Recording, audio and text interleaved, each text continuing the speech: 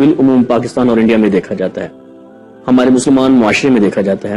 لوگ یہ سمجھتے ہیں کہ جو لوگ فوت ہو جاتے ہیں ان کی جو روحیں ہیں وہ ہر جمعرات کو دنیا میں اپنے گھروں میں آتی ہیں.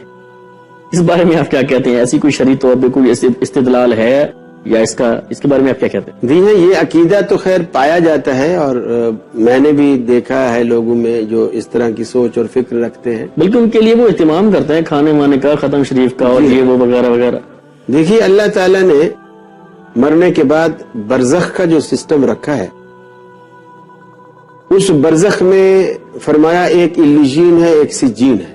اور جو نیک لوگوں کا اندراج ہے وہ علیین میں ہوتا ہے، اور جو برے لوگوں کا اندراج ہے وہ سجین میں ہوتا ہے. اور یہ برزخ اور زندوں کے درمیان قرآن کہتا ہے من ورائہم برزخ الی یوم یبعثون، زندے کے درمیان اور مرنے والے کے درمیان ایک پردہ ہے، ایک رکاوٹ ہے، ایک دیوار ہے ایسی جو قیامت تک جاری رہے گی. جی ٹھیک ہے. الی یوم یبعثون. تو اللہ رب العالمین نے نیک روحوں کا اندراج علیین میں اور بروں کا اندراج سجین میں، اور قرآن نے کہا ہے کہ وما ادراک ما علیین کتاب مرقوم، وہ لکھی ہوئی کتابیں، وہ رجسٹر ہیں جن میں اس کا اندراج ہوتا ہے. اور زندے اور مردے کے درمیان اللہ نے ایک ایسی رکاوٹ ڈال دی ہے، اور وہ رکاوٹ الی یوم یبعثون کہا. من ورائہم برزخ الی یوم یبعثون ثم انکم بعد ذلک لمیتون، تم اس کے بعد دنیا سے جب جاؤ گے تم مر جاؤ گے. ثم انکم یوم القیامت تبعثون، پھر تم روز آخرت ہی اٹھائے جاؤ گے. تو اللہ تعالیٰ نے یہ چیزیں متعین فرما دی کہ اٹھنا کب ہے، واپس کب آنا ہے، اور یہ پردہ کب تک ہے زندے اور مردے کے درمیان. فرمایا الی یوم یبعثون، اٹھائے جانے والے دن تک یہ بیچ میں جو ہے وہ رکاوٹ ہے. اب اٹھائے جانے والے دن تک جو رکاوٹ ہے، تو اللہ تعالیٰ نے نیک لوگوں کی روحوں کو وہ مزے کرا دیے ہیں جنت کے اندر. وہ سبز پرندوں کی شکل میں نعمتیں کھاتی ہیں، پھل کھاتے ہیں، وہ روحیں مزے کرتی ہیں. اور جو دوسری بری روحیں ہیں اللہ تعالیٰ ان کو اذیت اور تکلیف میں رکھا ہوا ہوتا ہے. اور فرشتوں کا اتنا کڑا پہرا ہے کہ ان دو کے علاوہ تیسری کون سی جگہ ہے جہاں ہر ہفتے ان کی روحیں واپس آ جاتی ہیں. ایسے جیسے لوگ دبئی گئے اور واپس آ گئے، پھر انڈیا گئے واپس آ گئے، پاکستان گئے واپس آ گئے، سیر سپاٹے کر کے واپس آ گئے. تو ایسا تیسرا کون سا ٹھکانہ ہے؟ جنت والی جو روحیں ہیں وہ خود وہاں سے آنا نہیں چاہتی، اس لیے کہ مزے اتنے ہیں کہ دنیا ان کے آگے کچھ نہیں ہے، وہ آنا نہیں چاہتی.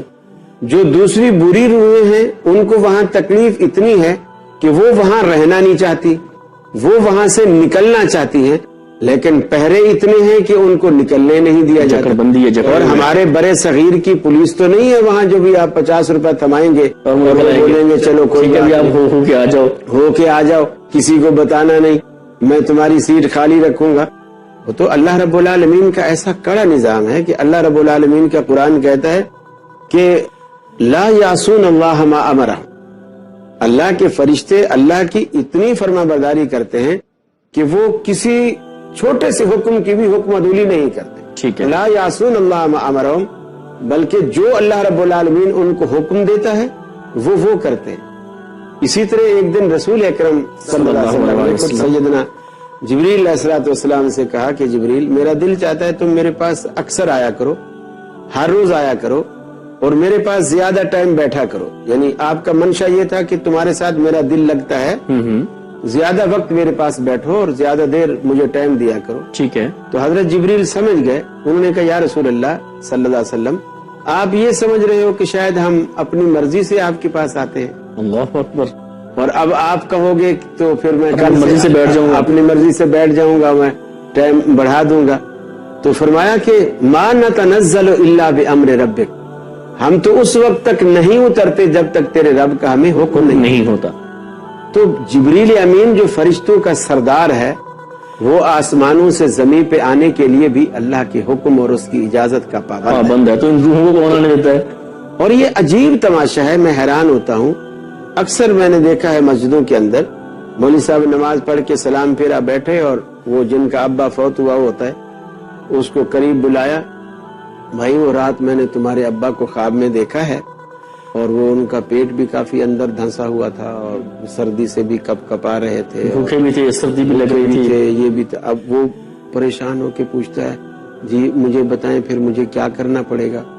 تمہیں ایسا کرو تو ایک تو وہ ہمارے مدرسے کے جو بچے ہیں سردی آ رہی ہیں تو ان کو کمبل لا کے دو، ٹھیک ہے، رضائی لا کے دو، رضائی لا کے یہ دو، پارسل ہو جائیں گے تمہارے بابا تو ان کو پہناؤ گے، ادھر اس کی سردی دور ہو جائے گی۔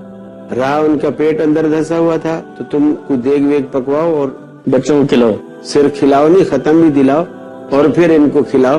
تو اب کوئی ان سے یہ بھی نہیں پوچھتا کہ حضرت صاحب یہ کیا بات ہے کہ ابا میرا ہے خواب آپ اور کو آ رہی ہے۔ خواب میں ہمیشہ تمہارے آتا ہے، میرے خواب میں میرا ابا کبھی نہیں آیا، میری اماں بھی جب سے رو رہی ہے کہ میں اپنے میاں کو چلو مرنے سے پہلے ایک دفعہ دیکھ تو لوں، وہ اس کے خواب میں زیارت نہیں کرواتا، تمہیں ہر روز خواب میں آ جاتا ہے۔